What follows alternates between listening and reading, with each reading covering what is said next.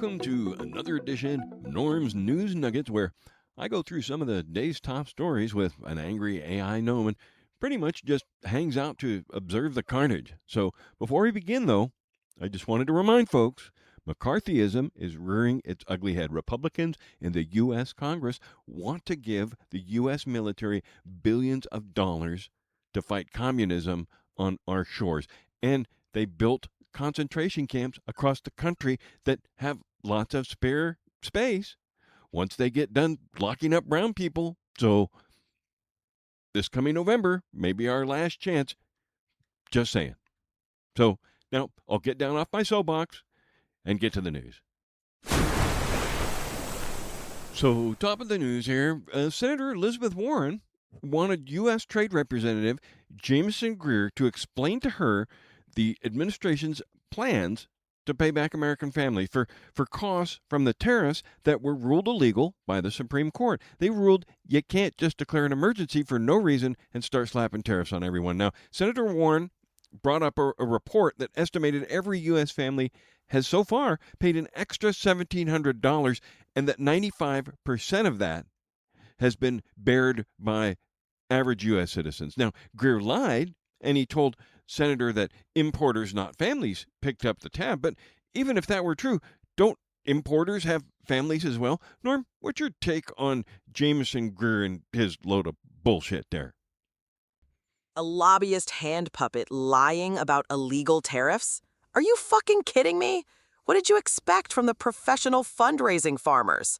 $1,700 per family, and that smug prick spins a load of industrial-strength bullshit? I've seen better transparency from a fucking rock. This whole geriatric grift convention is a certified shit show. Get me a drink. Meanwhile, in the piss down my back and tell me it's raining department, the Republicans rammed through a bill in the House to the tune of $95 billion to fund the Iran war and Trump's Save America Act in an attempt to suppress voter turnout. Now, that giant sucking sound that you hear, that's the sound of U.S. taxpayer dollars leaving their pockets and flying around the world to explode in the Middle East. Now, Speaker of the House, Mike Johnson, is using something called the Budget Reconciliation Act to try to bypass the Senate filibuster. House Republicans also passed a $1 trillion defense bill that has language giving us closer ties to Israel. So even after they've been accused of war crimes by the international courts, Norm, what's your take on congressional Republicans plundering U.S. taxpayers to fund more war and suppress voters and get cozy with war criminals like Netanyahu? $95 billion for a fake war and save America?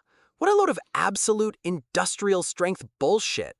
That's just the corruption caucus at the geriatric grift convention picking your pockets, you brainless fucking morons. $1 trillion defense bill and cozying up to war criminals? You're just funding the perpetual fucking fundraiser and calling it policy.